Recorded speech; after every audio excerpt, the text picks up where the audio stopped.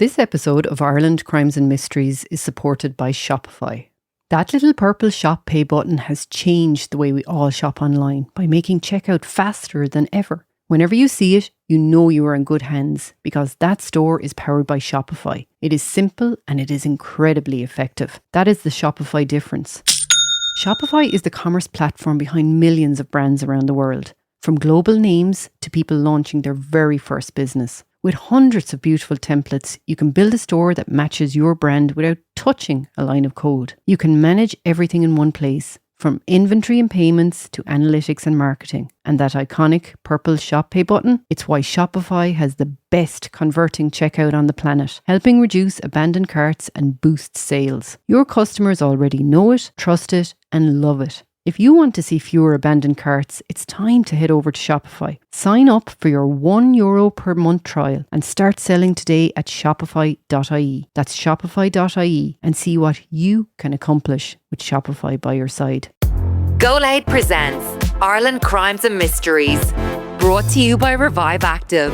Scientifically formulated and manufactured in Ireland. Available at all good health food stores and pharmacies. Or at reviveactive.com. Ireland Crimes and Mysteries is presented by Go Loud, Ireland's leading audio publisher and the home of Irish podcasts. Find new episodes on the podcast first on the Go Loud app and on your favourite podcast platform. Hey everyone, and welcome to another episode of Ireland Crimes and Mysteries. I'm your host Niels, and I'm so grateful to have you with me here today. Now, before we open today's case file, I want to talk to you about a new ritual I've brought into my own morning. We're delighted to be joined by our new sponsor, Revive Active. If you're like me, your mornings are a little bit of a whirlwind, and the last thing you want is a handful of tablets to have to take. Revive Active is an Irish brand that's simplified everything. It's one single sachet with 26 vitamins, minerals, and amino acids that's simply mixed into water to create a really tasty drink. It's become my daily ritual before I sit down to research cases. It's easy, it's effective, and it's made right here in Ireland. You can find your 30-day supply at reviveactive.com or your local pharmacy or health food store. Today's case takes us to Tokyo, to a hotel called Kyo Plaza in the Shinjuku district of the city.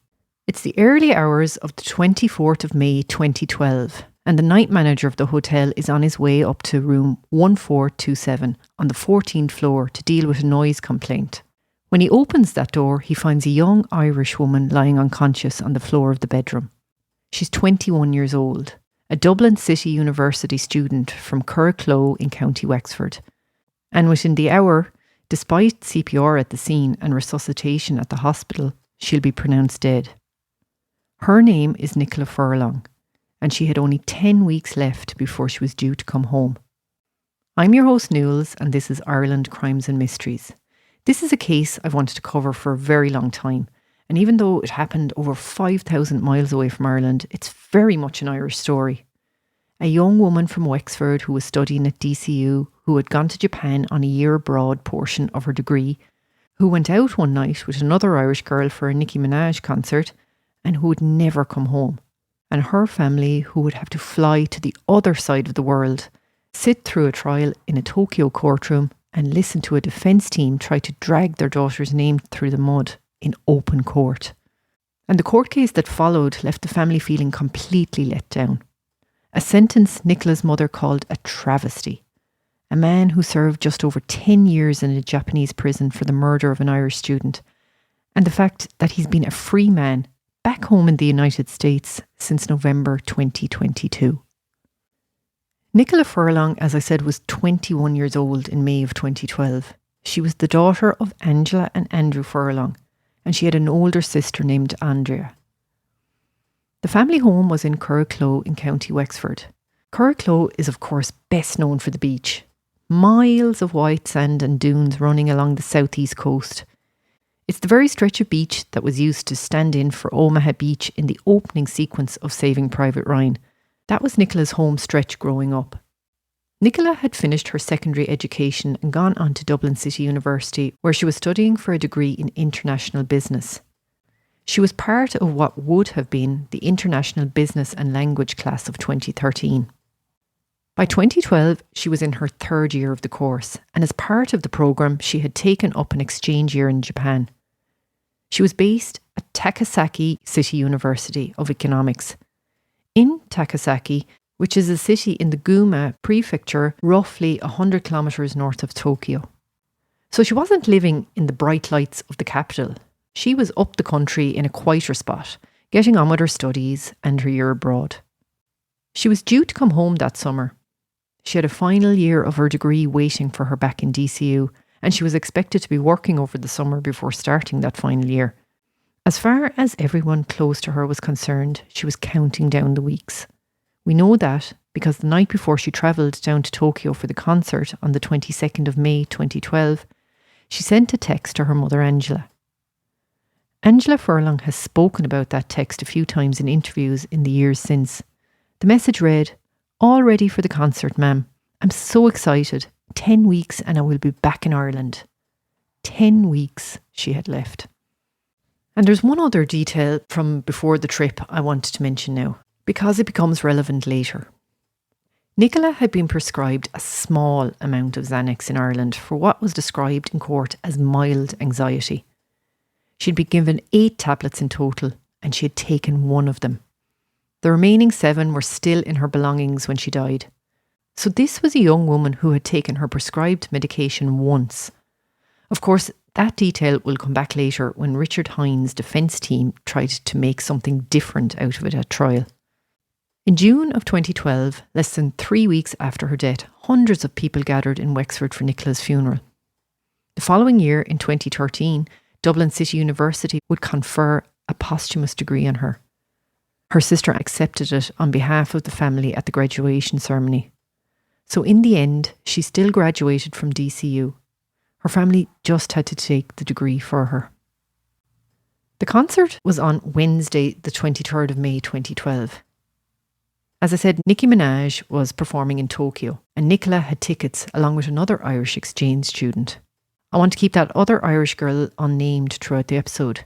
She has been kept unnamed in the Irish court reporting from the start. She's referred to in the proceedings as Victim A, and that's what I'm going to refer to her as. She's a survivor of what happened that night. She's never been named publicly, and I'm going to respect that throughout. The two of them travelled down from Takasaki to Tokyo for the gig. The plan was to enjoy the concert and have a bit of a night out in the city afterwards. The concert ended and the two girls were making their way around the venue when they came across 2 Americans near the ticket machine at Tokyo Teleport Station. The 2 men got chatting to them. Those 2 men were Richard Hines and James Blackston. Hines was 19 years old at the time, a musician from Memphis, Tennessee. Blackston was 23, a dancer from Los Angeles, in Japan working with a touring musician. Both of them were complete strangers to Nicola and to Victim A. Just 2 lads who started chatting to them outside a concert venue. Now there's one detail from the trial that I want to flag here because I think it's important. At one point during that initial encounter, the 2 men offered the 2 girls a hotel room and the girls turned the offer down.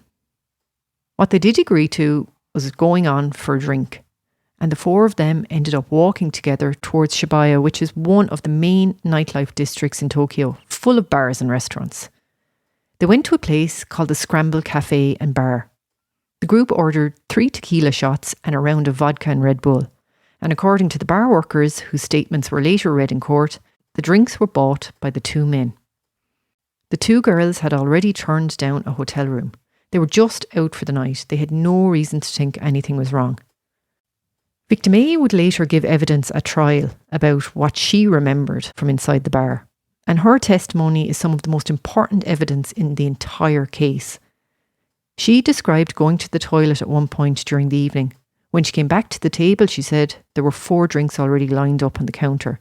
She had hers, and she told the court, quote, "All I remember is having the second shot, and after that I don't remember anything." After that second shot, her memory just stopped. She told the court that she and Nicola had drunk that amount before, plenty of times. She told the court that they had never blacked out from drink the way she had that night. And her view, when she was asked about it, was that it had to be something else. What we do know is what Nicola's blood alcohol level was at the time of her death. It came out at about 2.14 milligrams per mil of blood, over 4 times the permissible driving limit in Ireland. So she had drink taken. But, and this is the important bit, and you'll hear it more than once before this episode is out, the court would later find that the alcohol didn't kill Nicola Furlong. Strangulation killed her. What isn't in dispute is what came next, because there was a camera. After the bar, the four of them got into a taxi together. By that time, it was near midnight, and they were heading to the Kyo Plaza Hotel in Shinjuku, which was where Richard Hines was staying. The taxi itself had CCTV inside it, both audio and video, and that recording would later become one of the most important pieces of evidence in both trials. When the four of them got into the cab, the recording picks up the girls' voices. They sound disorientated, they sound confused, and within a very short space of time, the two women appear to be unconscious in the back of the taxi, slumped, not moving. And on that same recording, you can clearly hear Hines and Blackstone talking. They didn't know there was a camera in the cab. They didn't know they were being recorded. They were talking about what they were going to do sexually to the two women in the back of the taxi. Prosecutors would later describe that conversation as predatory in open court, and there's no other word for it. And during that journey, while both women were unconscious in the back of the cab, James Blackstone sexually assaulted victim A. The assault was caught in full on the cab CCTV. That recording would later be central to his own separate trial, and he would be convicted of that assault. I'll come back to James Blackstone's case shortly, because there's more to say about that. The taxi pulled up outside the Kyo Plaza Hotel near midnight. By that stage, the two girls were so far gone, they couldn't even walk. Hotel CCTV picked up what happened next. Richard Hines and James Blackstone brought the two unconscious women through the lobby of the 5-star hotel in wheelchairs. They got them into a lift and they took them upstairs. And one of the night staff at the hotel actually helped them at the lifts when one of the women collapsed there. That was the night manager of the hotel, a man named Takeuka Niwano. Mr. Niwano would later give evidence at Richard Hines' trial. He told the court that he had helped put the women into wheelchairs after one of them collapsed near the lifts. And that detail, the hotel handing wheelchairs to two men ferrying two unconscious women upstairs in the middle of the night, would become important later when the Furlong family raised the question of the hotel itself.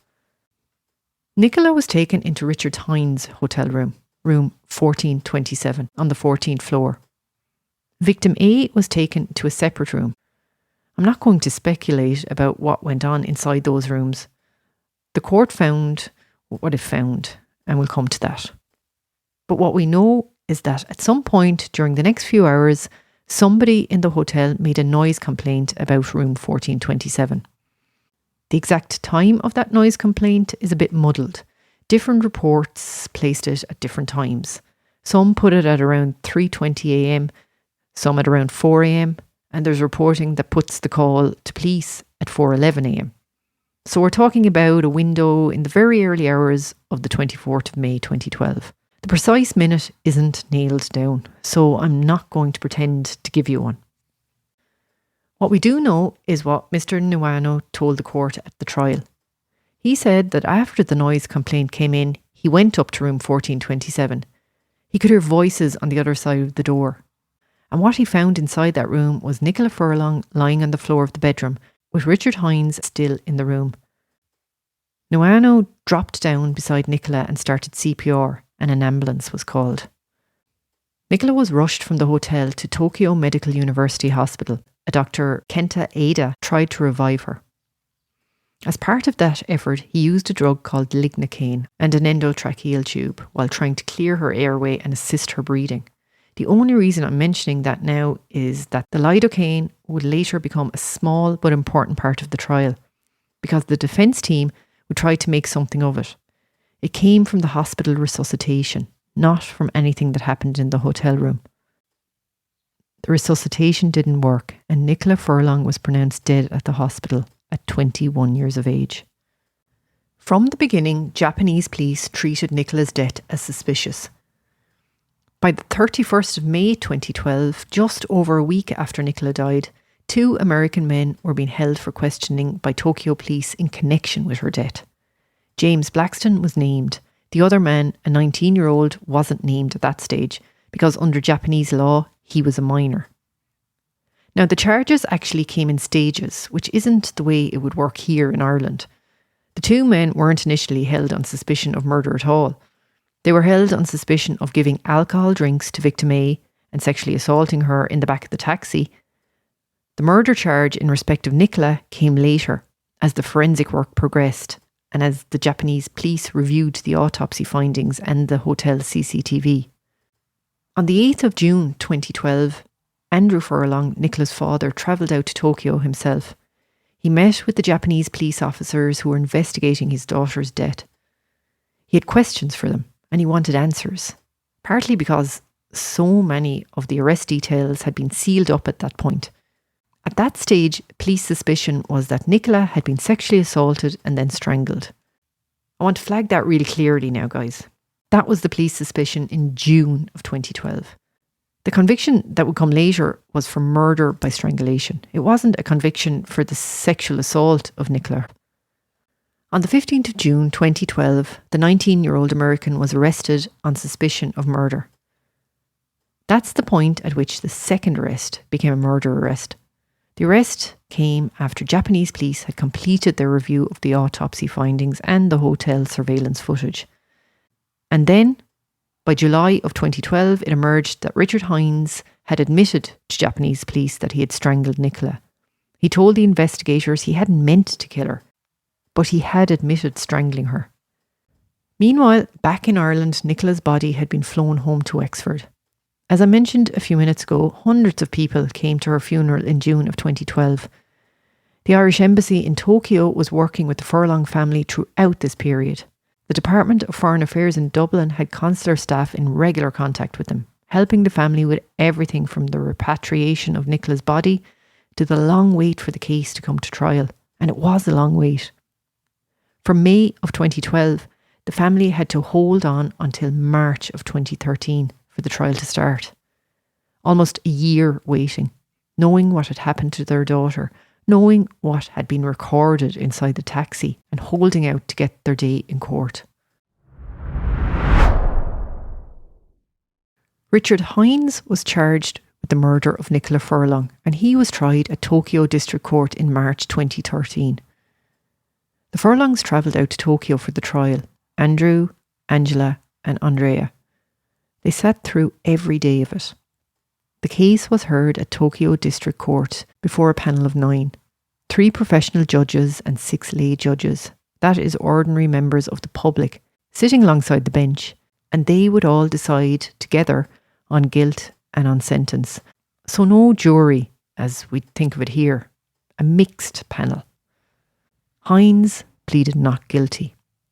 On the first day of the trial, he told the court in his own words that he had had no intent, motive or reason to hurt, harm or kill Nicola. The prosecution case was that he had strangled her using a towel inside the hotel room, and they were going to walk the court through the evidence step by step. The evidence they brought was substantial. The bar workers' statements from the Scramble Cafe and Bar, the hotel's CCTV from the lobby of the Keogh Plaza, the in-cab CCTV from the taxi, the testimony of the night manager, the autopsy, and the forensic evidence from inside room 1427 itself. Inside that hotel room, forensics had identified a towel. They had also identified a tank top in the room. Crucially, both the towel and the tank top had traces of Nicola Furlong's DNA on them. The prosecution's case was that one or the other had been used as a ligature around Nicola's neck. Richard Hines' own DNA was also recovered from items inside the room. The prosecution's chief witness on cause of death was a forensic medicine expert called Dr. Yoshida. He worked at the University of Tokyo and he was a member of the Metropolitan Medical Examiner System. He had carried out Nicola's post-mortem, and what he had to say was hard to hear. Dr. Yoshida told the court there was, in his words, little doubt that excessive pressure on Nicola's neck had caused her death. He said she could not have died from natural causes. When the defence asked him directly whether Nicola could have died from intoxication or drugs, his answer was just 2 words: absolutely not. He then walked the court through what he found at the autopsy. A white impression across Nicola's neck, about 5 centimetres wide, hemorrhaging on her eyelids, on her eyeballs, on her face and on her scalp, and scratch-like marks on her neck that he believed may have been caused by Nicola herself, by her own fingers as she tried to pull whatever was around her neck away. He told the court that a towel or a tank top, both of which were found in room 1427, could have caused that 5 centimetre mark. He also said that in his view, it could have taken a few minutes between the strangulation and the moment Nicola actually died. Minutes during which, he said, she would have almost certainly have been in distress. That is what the Furlong family had to listen to from the witness stand. There was a second medical issue at the trial, and this is where the lidocaine I mentioned earlier becomes relevant. A small amount of lidocaine had been found in Nicola's blood at the autopsy, and the defence team would try to make something of that. Dr. Kenta Ada, the doctor from Tokyo Medical University Hospital who had attempted to revive Nicola, gave evidence about it himself. He explained that the lidocaine had been administered as part of the resuscitation, when he was using it on an endotracheal tube to try to clear her airway and assist her breathing. It was a hospital intervention. It wasn't from anything that happened in the hotel room. The court accepted that and moved on. Richard Hines didn't deny that he had touched Nicola's neck. What he denied was that he had killed her. He told the court that he had, in his own words, lightly pressed her neck. He said he didn't believe he had caused her death, and his defence team argued that there was a strong possibility she had died from a combination of alcohol and other drugs. The drug they focused on was the Xanax. The Xanax Nicola had been prescribed in Ireland for mild anxiety. 8 tablets prescribed, 1 taken, 7 recovered after her death. The defence argued that this drug, combined with the alcohol Nicola had consumed in the bar, could have caused her death. They described it as a synergistic combination. That was the theory. They also argued, as I touched on earlier when we were talking about the drink spiking question, that Nicola and victim A could have blacked out from the alcohol alone, both before and during the concert and at the Scramble Cafe and bar. That was the defence's preferred explanation for what was on the taxi CCTV. To support the alcohol and Xanax theory, the defence team brought in their own expert witness, a forensic pathologist from Pennsylvania named Dr. Marianne Hamill. She challenged parts of how Dr. Yoshida had interpreted the autopsy. She disagreed with him on whether the alcohol and Xanax may have reduced Nicola's suffering. But Dr. Hamill did something quite important in her evidence. She told the court that she didn't think Dr. Yoshida had made mistakes. She agreed that Nicola's neck had been strongly forced. The thing she said she couldn't determine was whether the strangulation had been manual, by hand, or by a ligature like a towel. So the defence's own expert wasn't really attacking the central finding of what killed Nicola Furlong. She was disagreeing on detail. Then the defence team tried a different angle altogether. They argued that Nicola had voluntarily gone to Richard Hines' hotel room. They argued that what happened inside that room was consensual rough sex that had gone wrong. That was the version of events his team put forward in open court in front of Nicola's mother, father and sister. Andrew Furlong would later say that the family had known from the moment Hines had been tried as a minor under Japanese law that there was going to be a ceiling on the outcome of the case. And they had also known that the defence team was going to try and attack their daughter's character at trial. They had to sit through it anyway. Angela Furlong would later say that what she had wanted more than anything else was for the judges to clear her daughter's name. And as it would turn out, that's exactly what the court eventually did, in very direct language from the bench. Before we get to the verdict, there's one more thing about the trial I want to mention, because it caused real concern to people who were sitting in the courtroom, including Richard Hines' own defence team, and that was the standard of translation. A Japanese criminal trial with an American defendant on trial requires accurate interpretation in both directions in real time, and the interpretation in this case turned out to be a real problem. The drug Xanax the Xanax Nicola had been prescribed was at one point mistranslated as something called Alfrang, which isn't a drug at all. Expert witness credentials were difficult to render accurately. Instructions from prosecutors were being translated into English in a different way to the way they had been said in Japanese.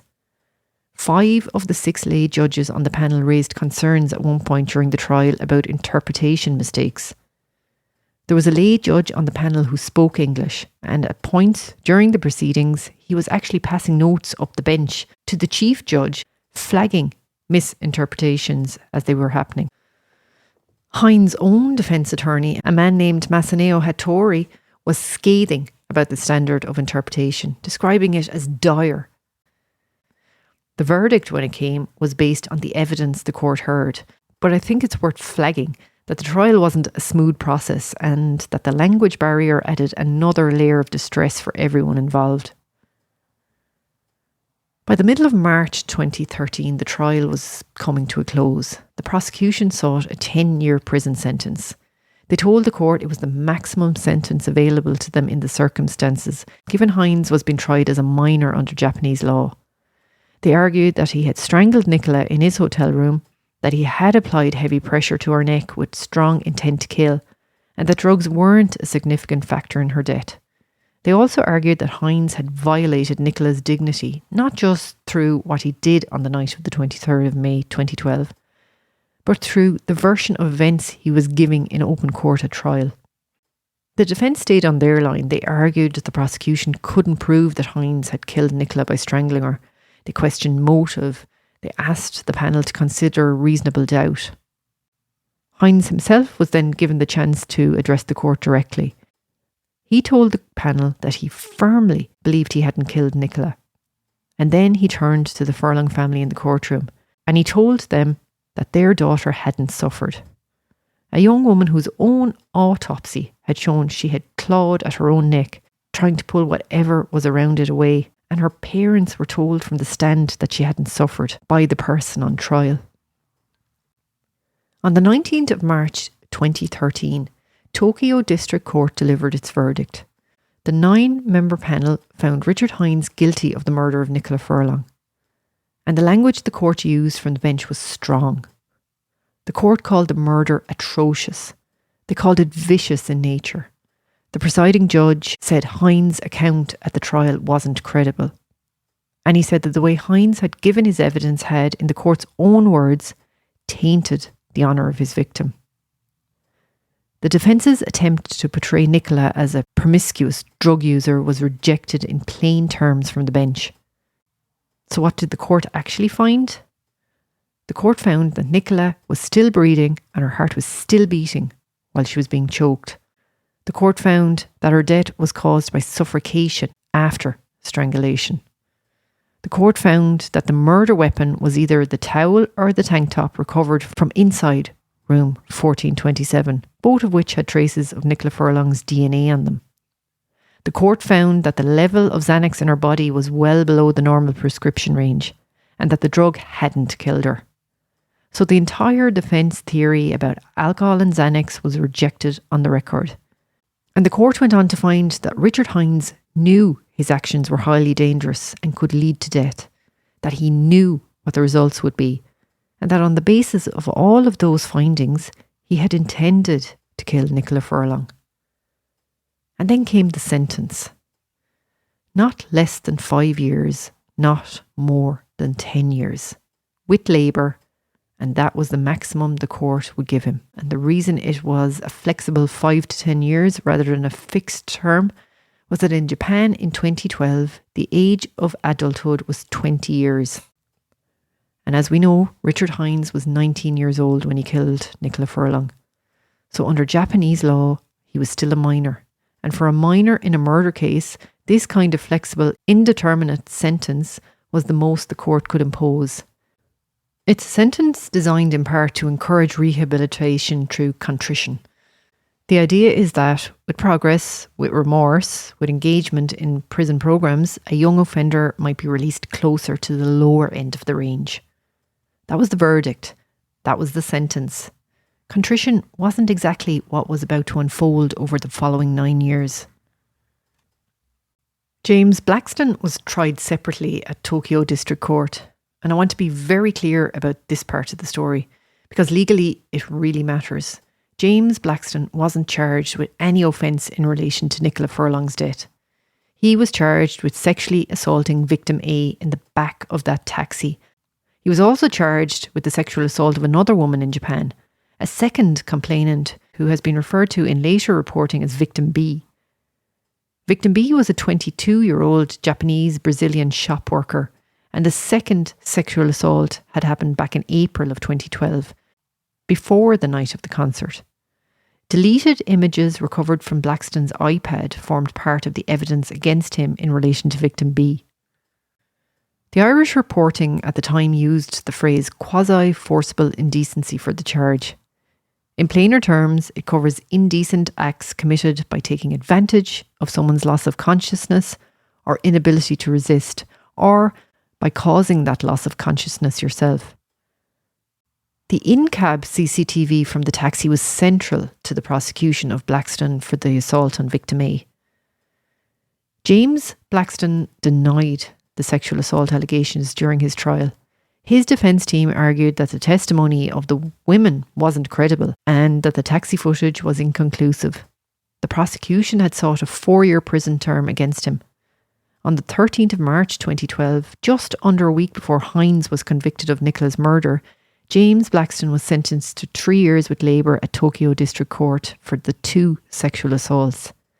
His legal team indicated at the time that they intended to appeal that sentence. I haven't been able to confirm what happened with that appeal one way or the other. Blackstone was reportedly released in 2015 after serving 3 years of his sentence. So just to be very clear again, James Blackstone's convictions were for the sexual assault offences. Richard Hines is the man who was convicted of Nicola Furlong's murder. They're 2 separate convictions from 2 separate trials. When the verdict against Hines was handed down, the Furlongs gave their reaction to Irish reporters who had travelled to Tokyo for the trial. She said in her own words, "We still don't know the truth of what happened in that room." She said Nicola's life was worth more than that. But she also said it was a good thing that the judges had cleared Nicola's name, that the things said about her daughter in that courtroom had been rejected from the bench, that Nicola had done nothing wrong, and that the court said so plainly. Andrew Furlong, Nicola's father, said the family had known from the beginning, once Hines was being tried as a minor, that, in his own words, it wasn't going to be a hanging. He said he didn't want to hear Richard Hines' name ever again. Andrea Furlong, Nicola's sister, said she felt let down by the Japanese criminal justice system. She said she was, quote, absolutely disgusted and so angry and so hurt by the sentence. Now you have to remember, this was a family who had crossed the world for a trial, who had sat through weeks of evidence in that Tokyo courtroom, who had to listen to a defence team trying to drag their daughter and their sister through the mud in front of strangers. And they were now being told that the worst the court could give the man who had killed her was a flexible 5 to 10 years. There's one more thing that came out of Angela Furlong's interview from that period that I think captures what the family went through. She said she hadn't only travelled to Japan for the trial, she had travelled to make sure there were no traces of Nicola left in Tokyo at all. That included Nicola's clothes from the night she was murdered. That was a mother going to the other side of the world to collect what was left of her own daughter. There's another piece of the story I want to flag before we move on, because it's part of what the family raised after the trial, and that's the question of the hotel itself. The Furlong family stated in the period after the verdict that they planned to take a civil negligence action against the Kyo Plaza Hotel after they returned from Japan. Their intended claim, as the family talked about it publicly, related in part to the fact that the hotel staff had provided Richard Hines with a wheelchair to help him bring Nicola up to his room while she was unconscious. And it related in part to the obligations on the hotel under Japanese law in relation to its guests' register. Andrew Furlong was quoted at the time saying, "If they had done what they should have done, Nicola mightn't be dead." That was the family's position. Now, the Kyo Plaza Hotel denied any wrongdoing, and I haven't been able to find any public record of what happened with that civil action one way or the other. So to be clear, the family stated they would sue. The hotel denied the claims, and what happened next, I can't tell you. Richard Hines went on to serve his sentence in Fushu prison in Tokyo. And over the years that followed, it became very clear that this case wasn't going to fade away in Ireland. In May 2022, with Hines' expected release date drawing closer, RTE Investigates ran a major piece on the case. The reporting team there had obtained a confidential Japanese Department of Justice document about Hines. According to that document, Hines had been classified in the third category of a 4-category scale used by the Japanese Justice Department. Category 3 meant a moderate expectation of rehabilitation, and it meant anticipated rehabilitation difficulties. The document indicated that he hadn't satisfactorily taken part in the programs designed to prepare prisoners for return to society. So that whole idea of rehabilitation through contrition, the one that had justified the flexible 5 to 10 year sentence back in 2013, was, on the prison service's own assessment, not really happening. The case became a public issue in Ireland in the months running up to Hines' release.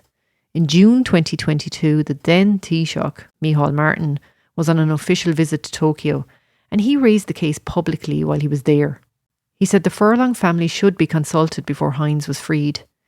He said authorities in Japan and in Ireland should take victims of crime more into account.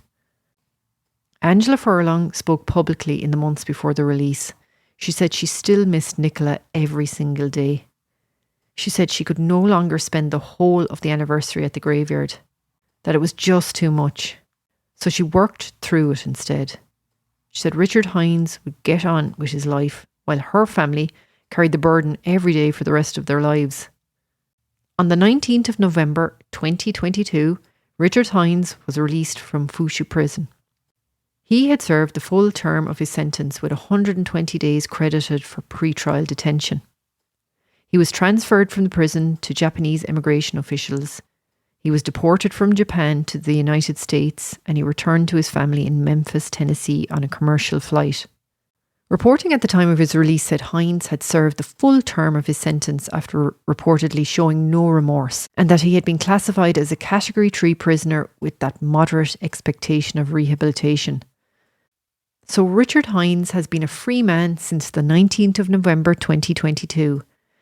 Nicola Furlong has been gone since the 24th of May 2012. There's one more thing I want to talk about before we close, because I think it has to be said. The court in Tokyo rejected the version of Nicola that Hines' defence team put forward at trial. The presiding judge said so directly from the bench, using the phrase that Hines' testimony had tainted the honour of his victim. Reporting around the world picked up on it at the time. Her family pushed back on it publicly afterwards in interview after interview. So the formal record of the case is very clear. The portrayal of Nicola as a promiscuous drug user, the suggestion that she'd voluntarily gone for rough sex that went wrong, was rejected outright by the court. But it was said in open court in front of her mother and her father and her sister by a defence team that was trying to save its client. And of all the cruelties in this story, that is one that really sits with the family the most. Because alongside the killing itself, there was a deliberate attempt to make Nicola Furlong into something she was not. To suggest a recklessness. To suggest that she had somehow brought a part of it on herself. She hadn't. The court found she hadn't. The autopsy found she hadn't. The forensic evidence found she hadn't. She was a 21-year-old college student from Wexford on the year abroad part of her degree at DCU. She had taken her one prescribed Xanax tablet for mild anxiety. She had gone to a concert in Tokyo with another friend, another Irish girl. She had initially turned down an offer of a hotel room from 2 strangers. And the only thing she did out of the ordinary that night was agree to go for a drink with them, which isn't even out of the ordinary. Before I close out this episode, I want to say something about what Nicola's family have done in her memory in the years since her death. In 2013, as I mentioned earlier in the episode, Dublin City University awarded Nicola a posthumous degree in International Business and Language. Andrea Furlong, Nicola's sister, accepted that degree on her behalf at the graduation ceremony. The 21-year-old, who had been 10 weeks away from coming home to finish her course, graduated from DCU after all. In 2018, 6 years from Nicola's death, Andrew Furlong opened a memorial garden in Wexford called Cuan Angle. In English, that means Angel Harbour. It's a memorial garden for parents who have lost children, a space for grieving families to come and remember. That's what Nicola's father built, in his daughter's memory, in a county she loved. The family marked Nicola's 10th anniversary out of the public eye in 2022. There wasn't a public event for it. There didn't need to be. Her name had been spoken in interviews and articles, and now in podcasts and documentaries for over a decade, and it will continue to be. So when I think about Nicola Furlong now, I don't want her to be remembered for any of this. Not for the hotel room in Shinjuku, not the back of the taxi in Tokyo, not for what was said about her in the courtroom thousands of miles from home, and certainly not for the fact that the man who killed her is now a free man back in Memphis. I want her to be remembered for what she actually was. A young woman at home in Curracloe in County Wexford, with the beach and the dunes and the Atlantic running out behind. A 21-year-old at college in Dublin who had taken on a year abroad in Japan, who was making her way through her degree, how she'd only 10 weeks left and she was going to walk back in the front door of the family home. She was a daughter, she was a sister, she was a friend. She had her whole life ahead of her, like so many more that I've covered in these podcasts. And whatever Richard Hines did inside room 1427 of Keo Plaza Hotel that night, it doesn't get to define who Nicola Furlong was. He doesn't get to be the last word on her. He never did. He doesn't now, and he never will. To Angela, to Andrew, to Andrea, and to the wider Furlong family, if any of you ever come across this episode, I'm so very sorry for your loss of your beautiful Nicola. She's not forgotten. If anything in this episode has affected you in any way, please do reach out to someone you trust, or to one of the support services I've listed in the episode description. I'm your host, Newells. Thanks for being with me, and mind yourselves, and I'll talk to you in the next one. That's it for another episode of Ireland Crimes and Mysteries. Thank you for joining me, and thanks again to our new sponsor, Revive Active. We've been talking about the importance of steady, sustainable energy, and that's exactly what this daily drink provides. Whether you're out for a walk, on the way to the gym, coming home from work, or catching up on your favourite podcasts, Revive Active supports your well-being at every stage of life. It's Ireland's #1 vitamin and dietary supplement brand for a reason. You can find the full range, including their specific capsules for sleep and calm, at reviveactive.com or your local health food store or pharmacy. Thanks for listening, stay safe, and I'll talk to you all again next week. Go Loud presents Ireland Crimes and Mysteries, brought to you by Revive Active, Ireland's #1 vitamin and dietary supplement brand. Find out more at reviveactive.com or your local pharmacy and health food stores.